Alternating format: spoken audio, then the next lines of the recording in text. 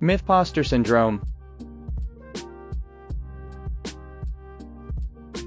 Hi folks, welcome back to my series Bridging the Gap, where we make functional play guides for players looking to get into Endgame and to play with groups.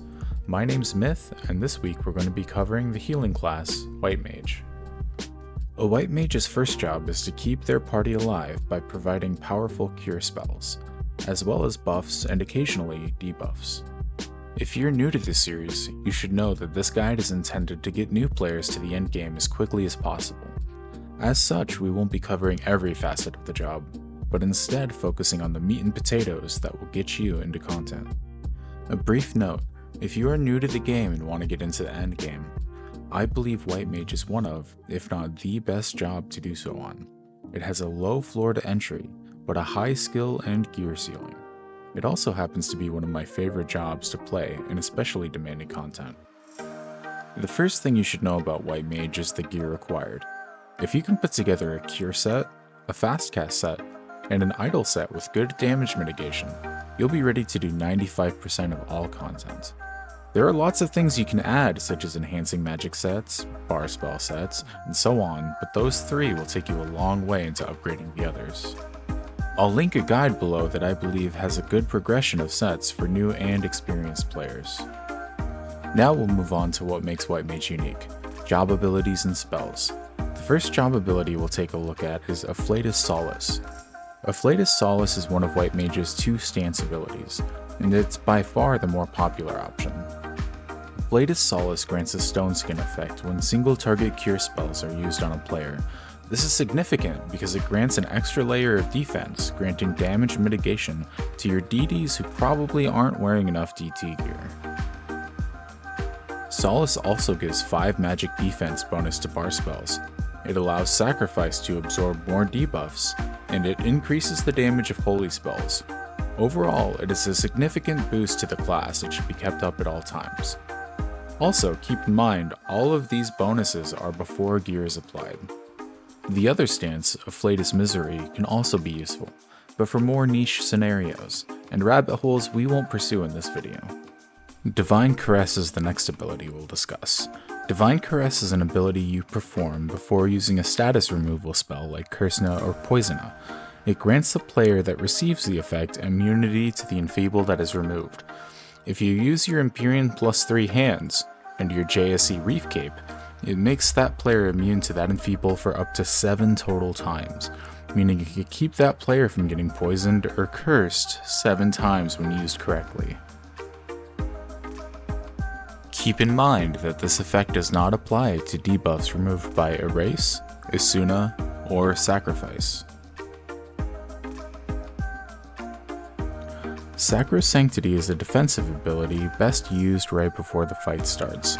It grants an area of effect magic damage reduction to party members. This gives your front line a little bit of damage reduction, and if you use it before they initiate the fight, it means you won't have to get close enough to the monster to be in range of dangerous abilities or spells.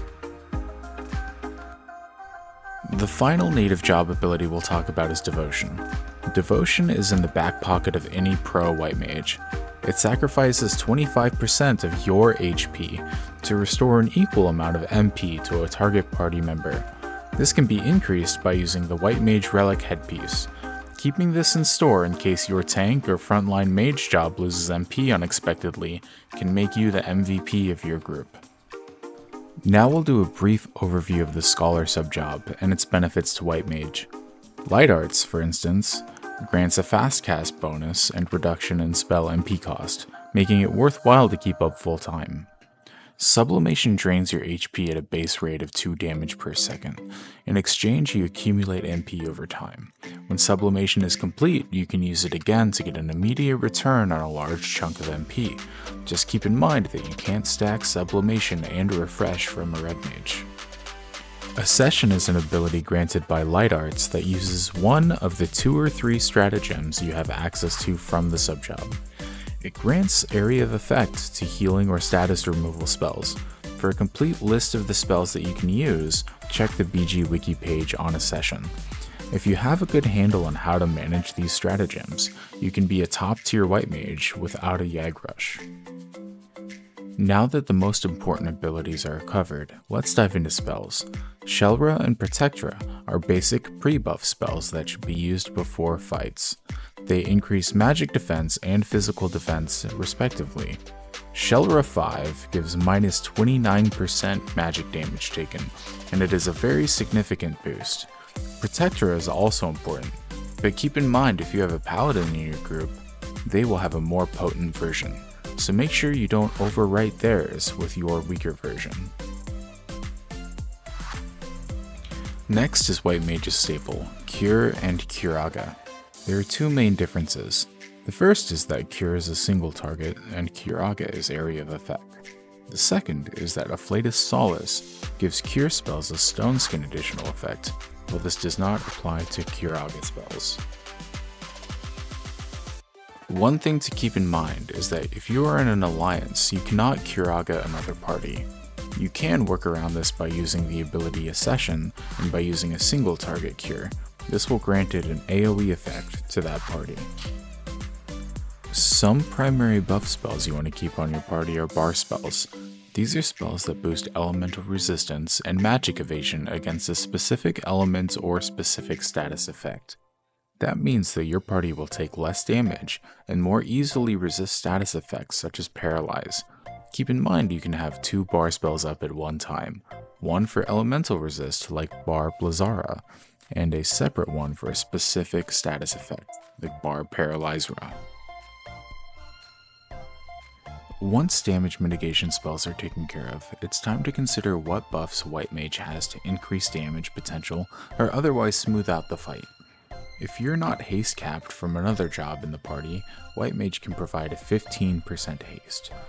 Boost spells also increase stats. While not a large boost, spells like Boost Strength can give a party a slight edge. And make sure you don't overlook spells like Auspice, which grants a Subtle Blow and Accuracy buff to your party members. Subtle Blow means that the monster TPs less, making it safer for your frontline players throughout the fight. Now that everyone else is buffed, it's time to take care of the unsung hero of the group, you. Don't forget to buff yourself with Stone Skin and Blink to mitigate damage if needed, and Aqua Veil to make sure you don't get interrupted if you draw unwanted aggro. If you're sub-Scholar, you can also use Aurora Storm to grant yourself a stronger cure spell. The last group of spells we'll talk about is Enfeebling Magic. If there is no one else in the group that has access to better enfeebles, like a Red Mage, it falls to the White Mage to apply those spells. At a minimum, make sure that you're applying Dia for defense down against any boss type monster. Beyond that, if you're able to land Paralyzed and Slow, it is extremely helpful. And in a pinch, don't forget you can sleep unwanted monsters with Repose. Now that we've covered basic spells and abilities, we're going to quickly go over how to make macros for your White Mage.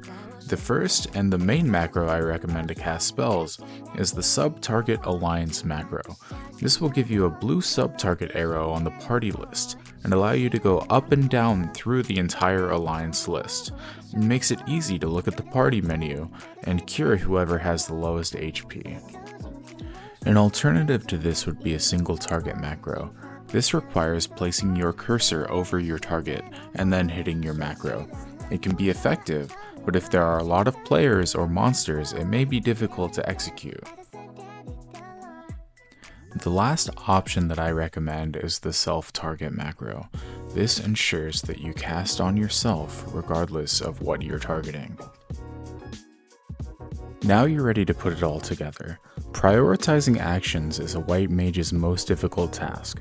And to keep things on brand, because we as White Mage are healers, I'll refer to it as Triage. Triage is how we healers decide what actions to take at any given time. The first question to ask is anyone about to die right now? If yes, cure or curaga. If no one is about to die, then check for debilitating status ailments that can kill. Examples of this would be the potent poison from the Swordy boss Dartok, or significant defense down that can end in death, like the one the Fomors apply. If no one is in danger, now is the time to assess and treat status ailments that can cause things to slow down or come to a halt. Addressing things like petrification, slow, and attack down is important to your group if you're going to fight effectively against monsters. The last part of triage is to ensure if there are any buffs or debuffs that are getting close to wearing off that you can reapply as needed.